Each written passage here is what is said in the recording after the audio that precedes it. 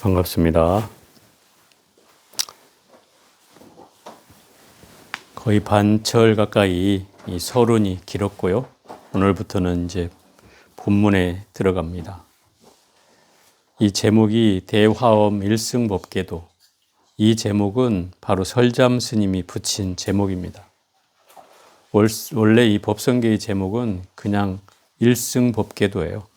뭐 화엄 일승법계도라고도 하고 그냥 일승법계도라고 하는데, 이 설잠 스님은 여기다가 꼭 대화엄이라고 붙였다.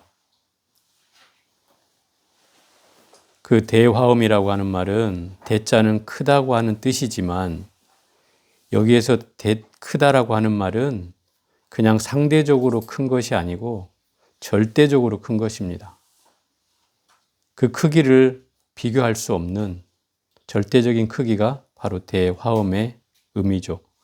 그러니까 결국 대화엄이라는 말은 가장 큰 그 연꽃으로 장엄된 세계를 말씀하고 있는 경전에 그것의 일승이죠. 일승은 오직 부처가 된다라고 하는 그 일승의 그 진리의 세계를 그림으로 표현한 것이 바로 이 대화엄 일승 법계도라고 얘기할 수 있습니다.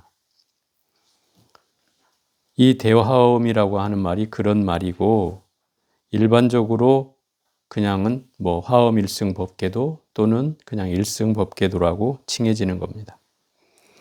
자, 66쪽을 읽어가면서 보겠습니다.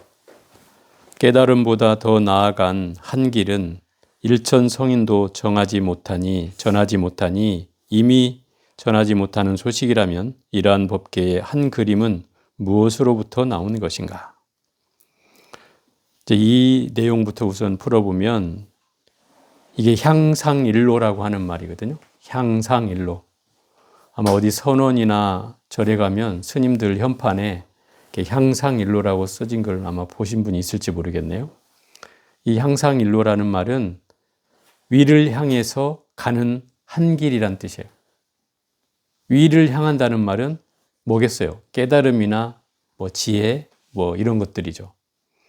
그럼 결국 이 향상일로라는 말은 불교에서 말하는 절대 진리, 깨달음을 향한 절대 진리의 한 길, 그걸 또 다시 말하면 외길이라고 할 수도 있죠. 그런 길을 향상일로라고 한다. 그럼 이 향상일로라고 하는 말은 결국 깨달음으로 가는 그 선문의 아주 핵심적인 지점을 말하는 것이다, 이 말이에요. 향상일로. 어디 뒤로 돌아볼 수 없는 오로지 한 길을 향해서 끝없이 나아가는 그 길을 향상일로라 한다. 근데 이 향상일로는 핵심은 뭐냐면 말로써 설명되지 못한다는 거예요. 여러분들 깨달음을 말로써 설명할 수 있어요? 그런데 문제는 왜 이런 말이 나오냐면, 부처님께서 누구에게 법을 전했어요? 가섭에게 전했죠. 그럼 가섭은 누구에게 전했어요? 아난존자한테 전했죠. 그러면 그 사람들이 그냥 말없이 전했을까요? 말을 했겠죠. 물론 부처님이 가섭에게 전한 세 가지 마음이 있죠. 그거는 말로서가 아니고 마음으로 전했다고 해서 삼처전심이라고 하잖아요. 뭐 꽃을 들어 보였다든지, 또는 자리를 반을 내줬다든지, 아니면 관 밖으로 두 발을 내어 보이셔서 세 가지로서 가섭에게 마음을 전했다. 이게 삼처전심이잖아요. 그럼 마음으로 마음을 전한 거예요. 그러니까 어찌 보면 법은 이렇게 전해져야 되는 게 맞아요. 왜? 이 깨달음을 얻었다 하더라도 그 깨달음을 말로써 설명하는 순간 그 깨달음에 대한 설명이 어그러진다, 이 말이에요. 그렇잖아요. 내 경계를 상대에게 말로써 아무리 설명했던들 개합이 되지 않으면 알 수가 없죠. 그래서 옛날 선사들은 그 개합의 방법이 뭐였냐면 그 선문답을 주고받는 거였어요. 그래서 그 마음의 견처를 서로 겨누어서 거기에서 저 제자가 깨달았는지를 확인하는 방법이 있었단 말이에요. 그걸 이제 법고량이라고 해요. 그래서 둘이 뭐 선문답을 주고받으면서, 예전에 그 홍인대사와 해능 스님이 나눈 대화가 뭐 또 영남에 사는 오랑캐가 왜 왔느냐 이러니까 뭐 영남에 사는 사람은 차별이 있을지 몰라도 불성에는 차별이 없습니다. 이렇게 대답한 것처럼 또 뭐 쌀을 찢고 있는데 가서 쌀 다 찧었느냐라고 물어봤을 때 이미 찧은 지 오래입니다. 아직 채로 거르지 못했을 뿐입니다. 이것은 당신의 점검을 기다리고 있다. 이런 뜻이죠. 그 말 속에 이미 뭐예요? 서로 그 문답 속에 저놈이 벌써 뭔가 무르익었구나라는 걸 스승은 알 수가 있다 이 말이죠. 그래서 그걸 통해서 그 제자를 이제 한 점을 깨우쳐 가지고 이제 소위 말하면 줄탁동시라고 해서 어미닭이 아이닭이 그 병아리가 부화될 때 그 알에서 깨어나는 그 순간에 그 어미가 한마디 쪼아줘 가지고 그 새끼가 부화되는 것처럼 스승이 그 순간을 노려서 한마디를 쳐서 그 제자를 그 알에서 깨어나오는 병아리처럼 뭔가 이 중생의 세계에서 부처로 거듭날 수 있게끔 해주는 그런 명약으로 사용했단 말이죠. 그래서 그런 길이 이 향상일로기 때문에 향상일로는 말로써 설명될 수 있는 것이 아니단 말이에요. 그런데 이미 우리는 법이 부처님으로부터 시작해서 가섭, 안한으로 시작돼 가지고 저 밑에 달마대사에 이르기까지 법이 전해졌고 또 이 법이 중국으로 건너와서 해가, 승찬, 도신, 홍인, 해능에 이르기까지 6대 조사가 나왔고 또 그 6대 조사를 빌미로 해서 수많은 제자들이 후대에까지 만들어진다 이 말이죠. 그리고 그런 제자들이 결국 한국 땅에까지 법이 전수되어서 이 맥들이 이어져 온다 이 말이에요. 지금까지도. 그러니 그런 수많은 성인들이 났을 거 아닙니까? 지금까지. 근데 이런 성인들이 전할 수 있는 거라고는 아무것도 없었어요. 그래서 일천 성인도 전할 수 없다라고 하는 거예요. 뭘 전할 수 없었겠어요? 말로서는 전할 수가 없다는 것이죠. 그래서 앞에 저번 주에 나왔던 내용 중에 그 말 있잖아요. 석가도 알지 못하는데 어찌 가섭이 전할 소냐. 그 말을 제가 역설적 표현이라고 했어요. 물론 석가에서 가섭으로 전해진 건 분명하지만 그렇다고 부처님이 몰라서 그런 얘기를 했을까요?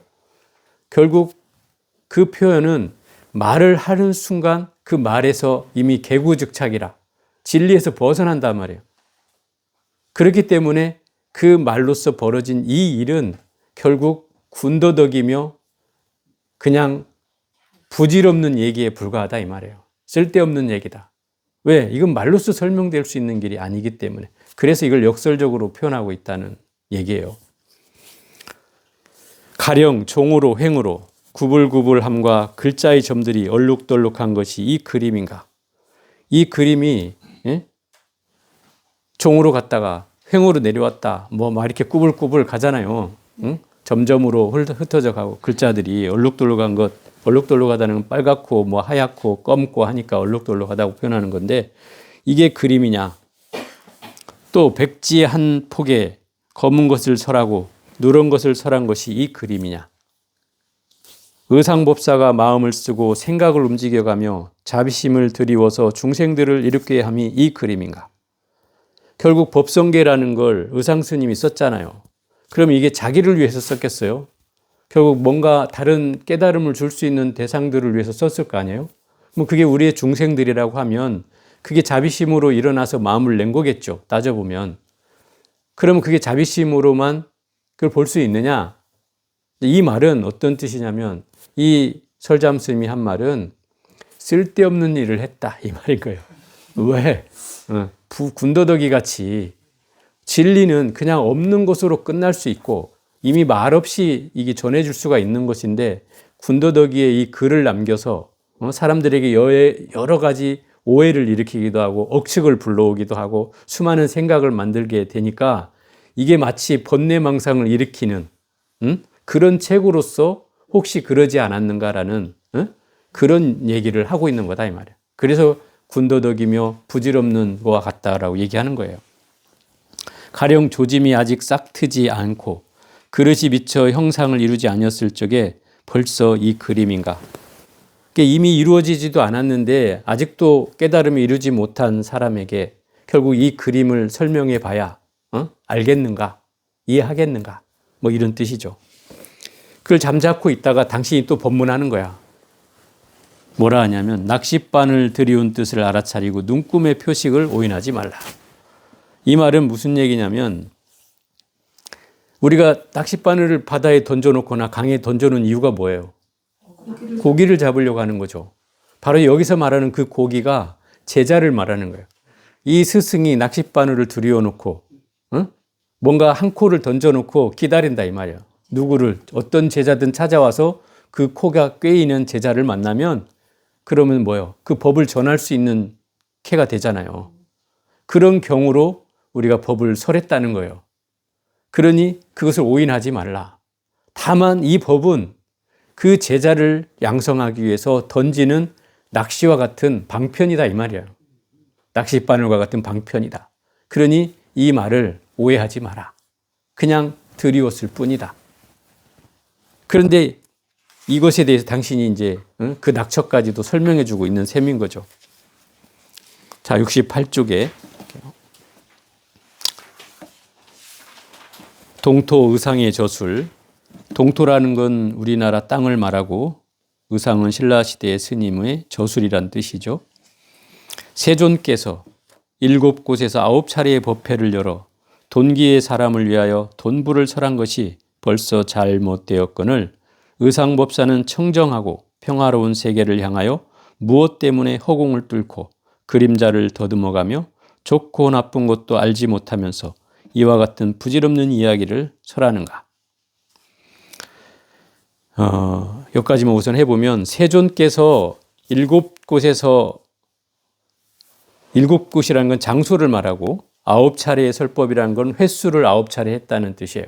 그래서 7초 9회 또는 뭐 8초 9회, 7초 8회 화엄경에 설해진 것이 60화엄은 뭐 7초 8회 또 80화엄은 뭐 8초 9회 뭐 이렇게 이제 얘기되는데 그 내용은 결국 화엄경이란 뜻이에요. 이 화엄경 법회를 열어서 돈기의 사람을 위한다는 말은 돈기라는 건 몰록돈자란 말이에요. 근기가 단박에 깨달음을 얻을 수 있는 사람. 그게 돈기 중생이에요. 동기의 사람이에요. 단박에 한 번만 들으면 바로 아는 거예요. 이런 사람을 우리 절집안에서는 상근기 중생이라고 하죠. 그런 사람을 돈기라고 하는 거예요. 동기의 사람. 또 돈부라고 하는 것은 단박에 깨달을 수 있는 종류의 가르침이라는 거죠. 뭐가요? 화엄경이 그렇다는 거예요. 그러면 화엄경은 바로 상근기의 중생을 위해서 상근기의 가르침을 설해주는 경전이라는 것이죠. 그런데 이것이 설해지는 순간 잘못되었다 이 말이에요. 입을 열면 이미 천기가 누설이 되어서 이미 잘못되었다.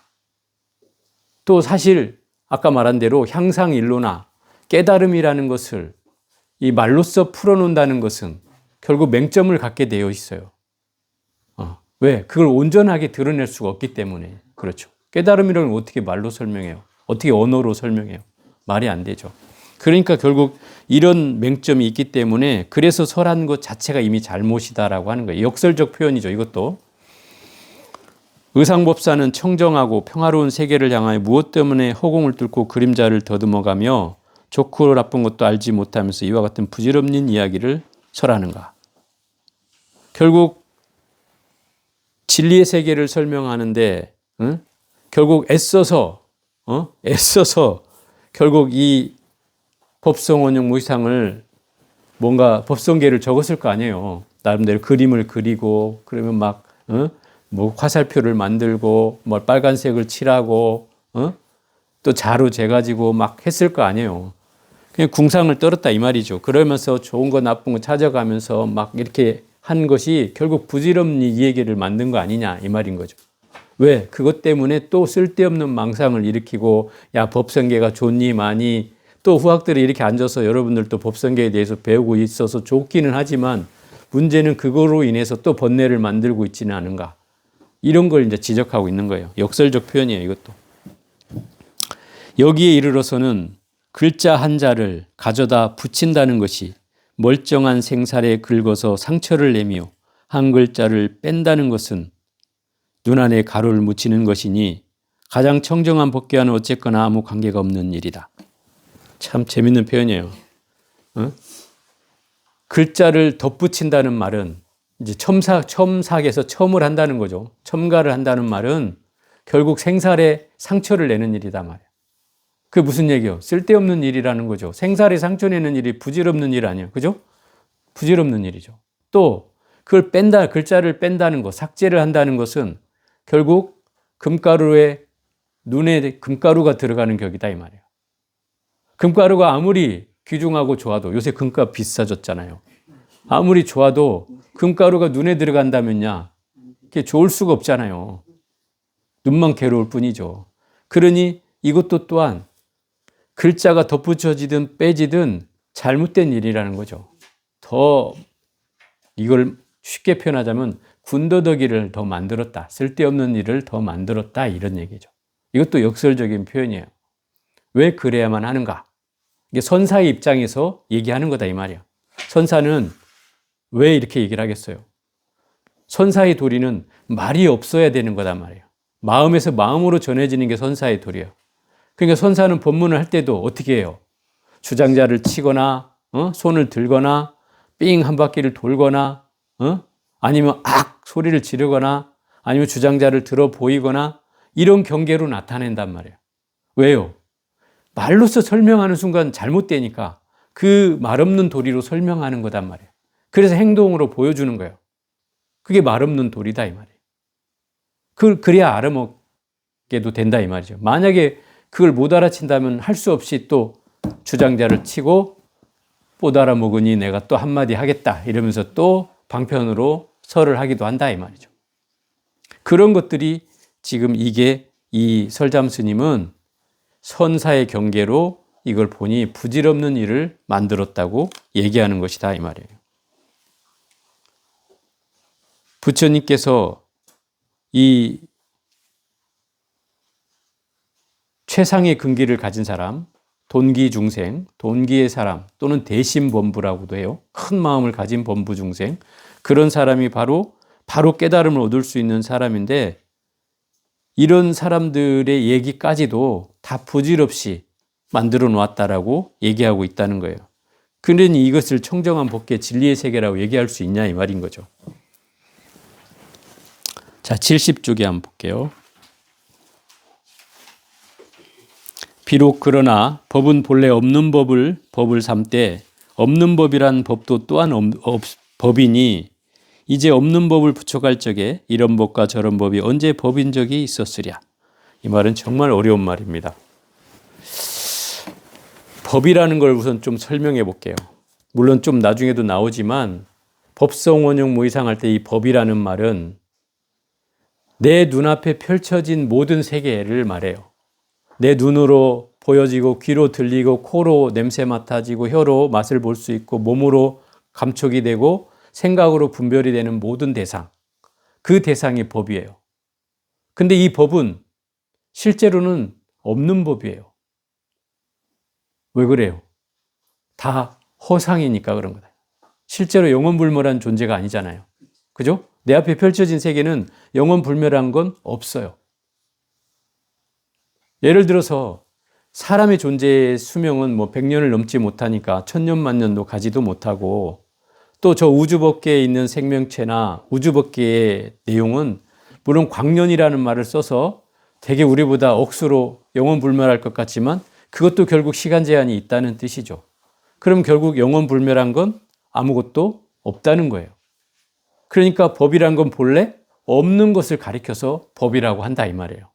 이 개념을 잘 알아야 돼요.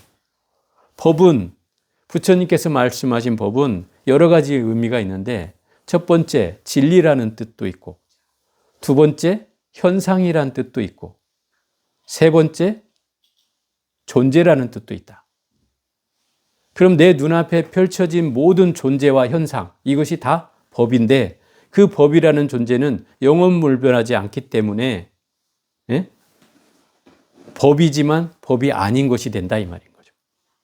그리고 또 하나 우리가 금강경에 나오는 얘기로 하면 금강경에는 무유정법이라고 하잖아요. 무유정법 알아요?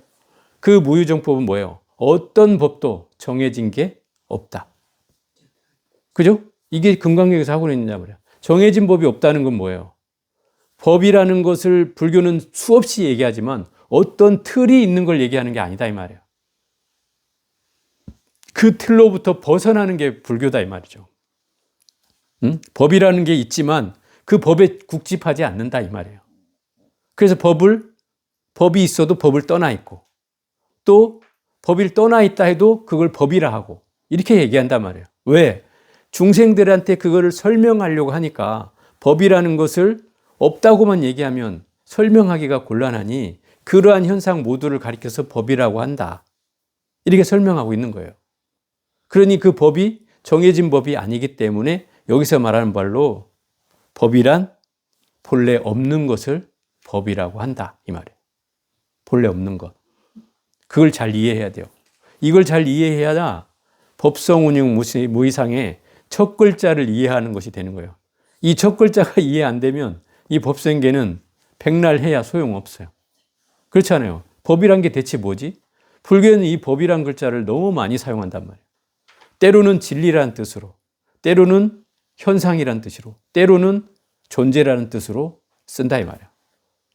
우리 재법무화, 삼법인 할 때 재법무화 이러면 모든 존재는 이런 뜻이에요. 법이라는 게 이때는. 모든 존재는 다 나라고 할 게 없다. 이런 말이에요. 또 우리 금강경에서 법상을 갖지 마라. 법상을 내지 마라. 이러잖아요. 그때 법상은 뭐예요? 내 앞에 존재하는 모든 현상이에요. 또 진리라는 뜻이기도 해요. 진리는 어떻게? 집착하지 마라. 내가 진리를 얻었다고 집착하지 마라. 이런 경계를 얘기하거든요. 이게 이제 그 제7분인가에 보면은 그 뗏목의 비유에 나온다 이 말이에요. 응? 예를 들어서 어리석은 중생이 부처가 사는 저 언덕에 당도하기 위해서 뭐를 타고 건너야 되는데 아무것도 없어요. 배도 없고 뭐 헤엄쳐 가긴 너무 어렵고 그래서 주변에 보니까 나무만 있단 말이에요. 그 나무를 베 가지고 그걸 도끼로 잘 다듬어서 그걸 엮어서 뗏목을 만든다. 그 뗏목을 만들어 가지고 열심히 저어서 건너가. 그 부처의 세계로 들었다 이 말이에요. 막 너무 환희심이 막 차오르는 거예요. 그래서 이 뗏목이 너무 고마워. 그래서 내 뗏목을 등에 이고 산을 오른다 이 말이죠. 이게 법을 집착하면 이렇게 된다는 거예요. 법이란 깨달음을 얻기 위해서 필요한 이 배와 같다는 거죠. 이 뗏목과 같다는 거예요. 그러니 내가 이미 강을 건넜으면 그 뗏목은 필요해요? 안 필요해요? 안 필요하죠. 차라리 거기에 메어놓고 다른 사람이 그걸 타고 가도록 해주는 것이 더 도리지 그걸 지고 갈 이유는 없다 이 말이죠. 이게 법에 대한 상을 말하는 거예요. 진리에 대한 집착. 내가 깨달음을 얻었으면 어떻게 해야 된다는 거예요? 그 깨달음조차 내려놓으라는 거죠. 깨달았다는 생각을 하는 순간 나는 깨달음으로부터 벗어나지 못해요. 정말 깨달은 자는 깨달음에 초연해진다 이 말이에요. 그래서 깨달음에 집착을 일으키지 않는 거예요. 진리도 마찬가지예요. 어디에도 집착하지 않는 거예요. 그래서 이 법이라고 하는 건 이렇게 여러 가지 의미로 쓰이기 때문에 여기서 말하는 이 법은 내 눈앞에 펼쳐진 모든 세계를 말한다. 차별적인 현상, 눈으로 보여지고 귀로 들리고 코로 냄새 맡아지고 혀로 맛을 볼 수 있고 생각으로 몸으로 감촉이 되고 생각으로 대상이 분별되는 모든 세계, 내 눈앞에 보여지는 정신적 또는 물질적 모든 현상, 그게 법이에요. 그러한 법이 딱히 존재한다고 얘기할 수 없는 것은 이것을 법이다라고 얘기할 수 있는 영원불멸한 것이 없기 때문에 그래서 법이라고 할 수 없다고 얘기하는 거예요. 그런데 법이라고 이름하는 것이죠. 우리 금강경이 나오는 말로 하면 이름이 법일 뿐이라는 거죠. 그러니 그 법은 본래는 없는 것을 법이라고 한다는 뜻이기도 하다 이 말이에요. 그래서 법이 있다고 해도 맞고 없다고 해도 맞다 이 말인 거예요. 참 어려운 표현이죠. 그러니까 공이라고 할 때도 마찬가지예요. 공이라는 것은 없다, 있다에 걸리지 않는 법이에요. 있다고 하면 없다는 것에 걸리고 없다고 하면 있다는 것에 걸린다 이 말이에요. 그죠? 우리 허공이라고 했을 때 허공이라는 것은 있는 거예요, 없는 거예요? 있기도 해요. 이제 좀 배웠어. 이제 좀 배웠어. 이 허공은 없다고 하면 있다는 그 허물에 떨어지고 없다고 하면 아니 있다고 하면 없는 허물에 떨어지고 없다고 하면 있는 허물에 떨어진다는 거예요. 그 이유가 허공은 텅 비어 있지만 없는 건 아니다 이 말이죠. 그러니 그러면 있느냐? 텅 비어 있기 때문에 있다고도 할 수 없다. 이런 경계를 표현하는 말이 있기도 하고 없기도 하다라고 표현하는 거예요. 이것을 우리가 공이라는 개념으로 풀어보면 똑같다 이 말이에요. 공이라는 것도 텅 비어 있지만 가득 차 있기 때문에 텅 빈 충만이라고 법정스님은 얘기한다 이 말이죠. 이 공이라는 개념을. 불교는 이게 딱 세속적인 말로 하면 있냐 없냐 딱 둘 중에 하나로 선택해 이러면 간단한 일인데 이 불교의 이치는 그 사물이나 현상을 또는 본질을 가장 정확하게 표현하는 말을 찾는다는 거죠. 그래서 거기에다가 유무를 떠난 그 공이라고 얘기하는 것이고 또 그래서 있기도 하고 없기도 하다라고 얘기하는 것이고 그래서 또 중도라는 말을 쓰는 것이다 이 말이에요. 그런 경계들이 바로 이 법을 설명하는 용어들이다 이 말이죠. 그래서 결국 이 법이라는 건 고정된 법이 없기 때문에 그래서 무유정법이라고 하는 것이고 법이라고 할 것도 없다는 사실을 알아야 된다는 거죠. 그게 제일 핵심이에요.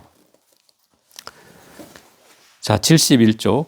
그렇다면 사나 대지와 초목 총림을 하나하나 집어내어 일체 법이라고 하여도 또한 옳은 것이요. 어묵동정과 종행묘용을 하나하나 간파하여 이것이 법이 아니라고 하여도 또한 옳은 것이니 어찌하여 이와 같은가. 산하대지라는 건 산청과 냇가, 시냇물, 또 큰 땅. 산하대지는 그러니까 산천의 모든 존재를 표현하는 말이죠. 산하대지. 또 삼라만상 뭐 이렇게도 표현하고 또 초목총림은 초는 풀이고 목은 나무고 총림은 숲이라는 뜻이에요. 숲. 우리 절집안 중에 총림이 있어요. 들어봤죠? 총림. 총림은 어떤 곳이냐면 절 중에서 제일 큰 절에 속하는 절을 총림이라고 해요. 옛날에는 3군데밖에 없었는데 요새는 뭐 8군데인가 9군데로 늘어났어요. 총림은 원래 어떤 게 총림이냐면 삼원을 갖춰야 돼요. 삼원이란 학교, 승가대학을 가르치는 강원이라고 있어요. 전통 강원. 그 다음에 유론이라고 있어요. 계율을 가르치는 유론, 학교예요. 그 다음에 3번째 참선을 가르치는, 참선을 공부하는 선원이 있어야 돼요. 이 3가지를 갖춰진 곳을 총림이라고 해요. 그럼 총림에는 이 3가지가 안 갖춰져 있으면 총림이 원래 아니었어요. 근데 요새는 총림을 왜 확대했냐면 총림을 확대하는 건 정치적인 이유도 좀 있어요. 이건 나중에 따로 설명하기로 하고 어찌됐든 총림이라는 건 이 삼원체제를 갖춰야만 총림이라고 할 수 있다. 그래서 지금 전통적으로는 해인사, 송광사, 통도사 이 삼보사찰에만 주로 총림이라고 했단 말이에요. 그 총림인 곳에는 최고 어른 스님이 방장 스님이라고 그러는 거예요. 그런데 총림이 아닌 곳의 최고 어른 스님은 조실 스님이라고 하는 거예요. 그게 달라요. 그게 가장 큰 차이가 뭐냐면 총림의 방장은 주지를 임명할 수 있어요. 근데 일반적인 조실 스님이 주지를 임명하지 못해. 그게 다른 점이에요. 가장 큰 차이죠. 그러니까 총림의 방장이 훨씬 더 권한이 있다는 뜻이죠. 이건 좀 세속적인 얘기고 어쨌든 이 총림이란 말은 바로 숲이라는 뜻이다 이 말이에요. 그러니까 나무나 풀이나 숲 그 모두 하나를 다 일체법이라고 해도 틀리지 않다 이 말인 거죠. 그죠? 내가 아까 얘기한 건 내 눈앞에 펼쳐진 모든 세계가 법이라고 했잖아요. 그러니 사나 대지나 여기서 말한 초목, 촉림이나 숲이나 또는 뭐 삼라만상이나 그 모든 것들이 다 법이라고 해도 옳은 것이다 이 말이에요. 틀린 것 틀리지 않다. 또 반대로 어묵동정과 어묵동정은 말을 하거나 침묵하거나 움직이거나 움직이지 않거나 이게 행주자 어묵동정하는 그 어묵동정이에요. 그 다음에 종행묘용. 종행묘용은 종으로 행으로 미묘한 방편을 설하는 것을 종행묘용이라고 그래요. 깨달음의 그 이치를 종으로 행으로 종행무진하다 이 말 있잖아요. 자유로이 묘한 이치를 설하는 것을 종행묘용이라 한다 이 말이에요. 그럼 그런 경계를 법이 아니라고 해도 이 또한 옳다 이 말이에요. 아까 제가 그랬잖아요. 법은 법이 아니라고 해도 법이고 법이라고 해도 법이다. 그렇기 때문에 뭐 삼라만상, 산천초목, 산하대지는 다 법이라고 할 수 있지만 그렇다고 그것을 법이 아니라고 해도 틀린 게 아닌 거다 이 말이에요. 물론 여기 다른 이름을 갖다 댔지만 뭐 어묵동정이나 종행묘용이나 하는 그것들을 갖다 댄다 하더라도 그것을 법이라고 할 수도 있고 법이 아니라고 할 수도 있다 이 말이에요. 그 경계에 걸리지 않는다 이 말이죠. 그게 법이다 이 말이에요. 법은 어디에도 걸리지 않아야 그게 법이다. 그래서 그 부처님은 이걸 제법계공이라고도 표현한다 이 말이에요. 모든 법은 본래 공하다. 이렇게도 표현하고 또 아까 말한 금강경에서는 무유정법이라. 법이란 어떤 것도 정해져 있지 않은 걸 법이라 한다. 고정적 실체를 가지고 있지 않다 이 말이에요. 그게 법이에요. 그러니까 이 법이라는 개념을 우리가 잘 이해해야 이 법성계를 잘 이해할 수 있다 이 말이에요. 사무예법이 설명하시기 위해서 이 말씀하신 건가요? 우리 보다님 또 얘기를 하려니까 나오네. 이제 좀 배웠어 우리가. 자 72쪽 그건 좀 이따 설명할게요. 내가 법왕이 되어 법에 자제하여 잡고 놓음이 내게 있고 주고 빼앗음을 때에 맞추니 이 한 그림을 가져다가 하나의 진리 세계라고 하는 것이다. 내가 법왕이 된다는 것은 내가 부처가 된다는 뜻이에요. 법왕은 진리의 왕이니까 부처님을 말한다 이 말이에요. 내가 부처가 되어서 그 법에 자제하여 자제하다는 것은 어디에도 걸림이 없어진다는 뜻이에요. 법에 걸림이 없어진다는 것. 왜? 법이 있기도 하고 없기도 하기 때문에 그 경계로 내가 그 법에 집착하지 않는다는 거죠. 그러다 보니 법에 자유자재해서 잡고 놓음이 그걸 집어들거나 내려놓거나 간에 또는 주거나 간에 빼앗거나 간에 거기에 걸리지 않기 때문에 그 그림을 가져다가 진리의 세계라고 하는 것이다 이 말이에요. 그 법성계 자체가 바로 진리의 세계라고 얘기를 한다. 그리고 나서 뭐라고 그래? 돌 그러잖아요. 돌이 무슨 말인 줄 알아요? 돌. 이 선사들이 내뱉는 탄식어예요. 탄식어. 부정적 탄식어. 돌 그러니까 좀 이상한데 우리말로 하면 이 혀를 차는 것과 같은 거다. 쯧쯧. 멍청하다. 멍청하다. 아니 멍청하다는 게 아니고 앞에 진리의 세계 그 자체가 진리의 세계 자체가 의미가 없다 이 말인 거죠. 그 진리의 세계라고 얘기하지만 그게 의미가 없는 일이라는 거예요. 이 선사 입장에서 보면 아이고 왜 군더더기의 말을 이렇게 장황하게 설명하느냐 이 말인 거죠. 이렇게 설명하는 거예요. 그러면서 돌 재밌죠. 돌아버리.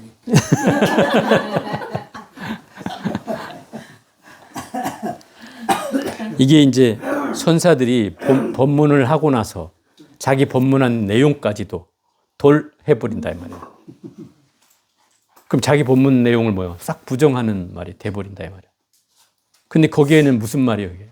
결국 내 말조차도 집착하지 말라는 거죠. 그 경계를 넘어서라고 얘기하는 거예요. 그런 탄식어 같은 거예요.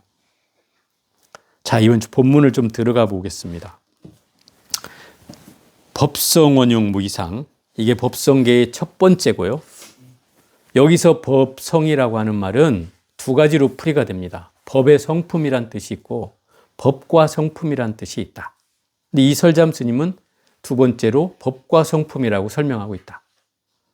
왜냐하면 문맥상으로 보면 법과 성품이 원흉하여 두 가지 모양이 없으니 이렇게 해놨단 말이에요.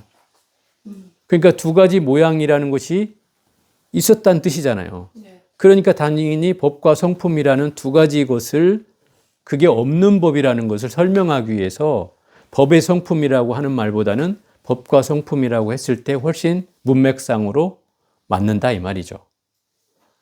여기서 법성이라고 하는 말은 그래서 이 법성계의 제일 첫 글자 두 자이기도 하지만 화엄경 전체를 통틀어서 가장 중요한 두 마디예요.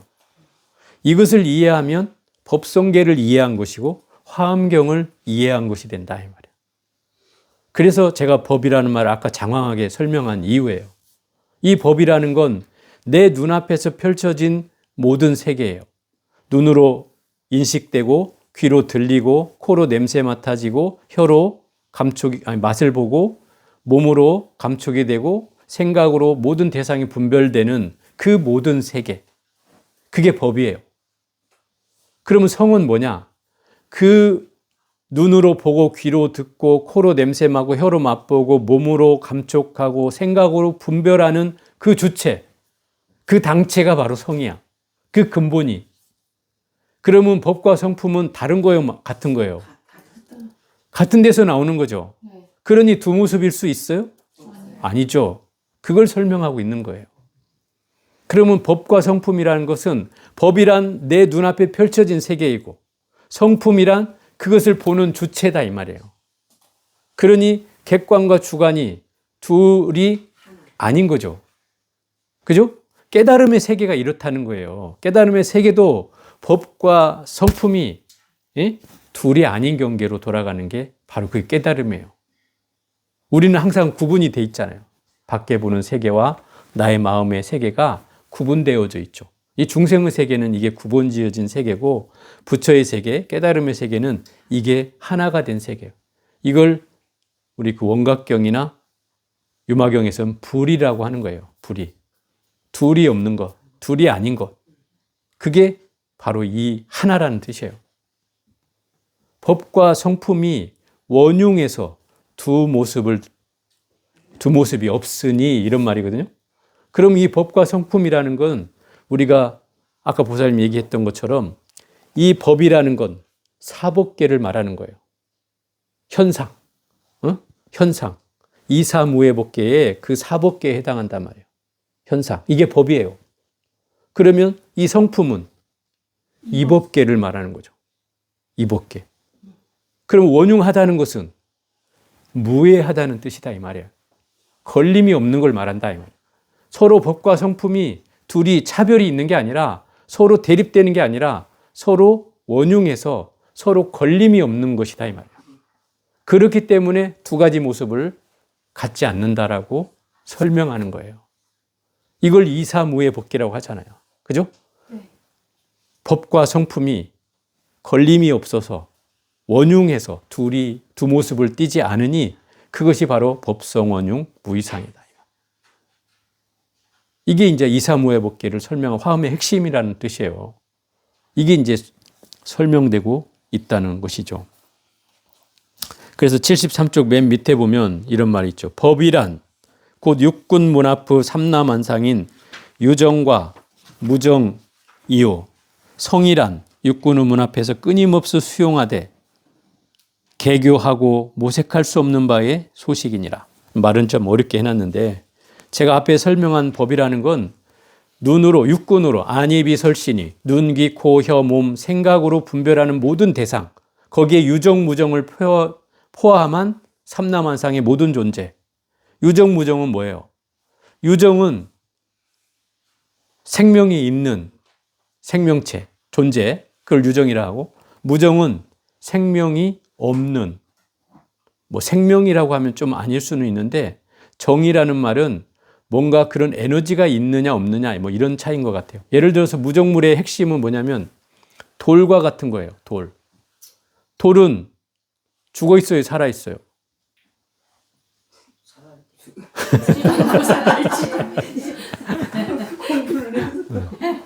헷갈려. 죽어 있다고 하자니 이가 아닌 것 같고 살아 있다고 하자니 아닌 것 같고 이걸 무정물이라고 해요. 돌은. 부처님이 이 무정물도 성불할 수 있다 그랬어요. 이 돌조차도. 그렇다면 무정물은 분명히 어떤 생명이 없기는 하지만 그러나 깨달을 수 있는 존재라는 건 어떤 존재라는 뜻이기도 한 거예요. 그러니까. 그래서 무정물이라고 하는 거예요. 그래서 이 유정, 무정을 다 포함해서 모든 존재, 그리고 모든 삼라만상의 현상들이 다 법이다. 이 말이에요. 그러면 그 성품은 뭐냐? 그 육군의 문 앞에서 끊임없이 그걸 받아들이되 그 눈, 귀, 코, 혀, 몸, 생각, 의식으로 보고 듣고 한 것들이 다 내가 받아들인 거잖아요. 아, 저 무슨 색이야, 무슨 맛이야, 무슨 소리야, 뭐 이렇게 하는 것들이 다 내가 받아들인 거잖아요. 수용하되 생각으로 헤아릴 수 없는 개교라는 게 그거예요. 계산하고 모색할 수 없는, 모색은 찾아서 뭔가를 만들어가는, 찾아서 뭔가를 만들어가는 그런 형상이 없는 소식이라는 말이에요. 이 성품은 그걸 낼 수 없는 소식이에요. 헤아릴 수도 없고. 여러분 마음 있어요? 성품 여러분 가지고 있죠? 그럼 꺼내볼 수 있어요? 없죠? 계산이 돼요? 안 되죠. 생각이 돼요? 안 되죠. 그런 존재가 바로 성품이라는 거예요. 계산되지도 않고 찾아지지도 않는 그 이전의 소식이란 말이에요. 그게 나의 성품이에요. 그게 성이라는 말이에요. 법이라는 건 내 눈앞에 펼쳐진 모든 세계요. 성품이란 결국 내 안에 존재하는 근원의 소식이란 뜻이죠. 본질이란 뜻이에요. 그렇기 때문에 이 두 가지 경계가 결코 걸림이 없이 원융해서 두 모습이 없다는 말이 바로 법성원용 무이상의 뜻이다 이 말이죠. 결국 이 내용이 이제 이 법성계 전체예요. 그럼 결국 이 법으로 시작한 이 법은 어디에서 종착역을 맞이할까요? 불이 끝나는 거죠, 불이. 법성원용 무이상이 이 법계도를 그릴 때 왼쪽으로 시작돼서 돌아가지고 또 한 바퀴를 돌고 또 한 바퀴 돌고 또 내려와서 결국 맨 마지막에 법자의 끝에 불이라는 글자가 구례부동 명이 불 하고 끝난다 이 말이에요. 그래서 법과 불이 만나요. 그러면 이 법을 깨달으면 뭐가 된다는 거예요? 부처가 된다는 거죠. 이게 기막힌 이 그림이에요. 이 그림도 자체도. 그래서 부처가 된다는 걸 설명하는 거예요. 법을 통해서. 내가 성품은 모를지라도, 그죠? 성품은 보이지 않을지라도 법의 존재는 알 수 있잖아요. 물론 있지 않은 법이라고 할 수도 있지만 법의 존재는 알 수 있단 말이에요. 그럼 그 법의 근본을 따라가면 그게 성품이잖아요. 분명히 아까 둘이 아니라고 했죠. 그러면 법 하나만 쫓아도 근본에 맞닿게 되겠죠. 그게 바로 법성원용 무이상이라는 말이에요. 진리라고 해도 되는 거죠. 그렇죠. 그 자체로 이제 찾아 들어가는 거예요.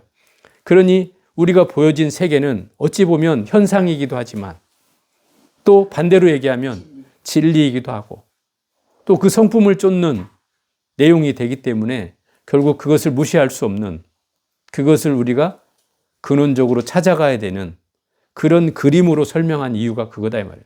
하나를 따라서 꾸준히 한 그림 한 그림을 한 글자를 찾아가듯이 뭔가를 이 한 발짝 한 발짝 수행의 문으로 점점점 다가가다 보면 결국 이 부처라는 지위에 오른다. 그렇기 때문에 이 법성계라고 하는 그 글자는 39, 210자로 된 아주 간단한 개송이지만 결코 간단할 수 없는 이 화엄경의 어마어마한 진리를 이 210자에 압축해 놨다는 거예요. 제가 예전에 얘기했듯이 화엄경의 글자 수가 몇 자라고요? 10조 95,048자.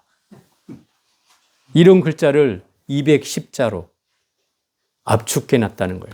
그것도 우리 신라의 고승 의상대사가. 그것을 이 설잠 스님이라는 분이 유명한 김시습 이 분이 이걸 선으로 풀어놨다는 거죠. 그래서 우리는 그걸 지금 공부하고 있는 거예요. 그러니까 이걸 공부하면서 우리는 선을 더 쉽게 이해할 수 있는 부분이 있다. 이런 얘기예요. 지는 그럼 다 깨달음으로 가는 길이겠네요. 자, 오늘은 여기까지 해볼게요.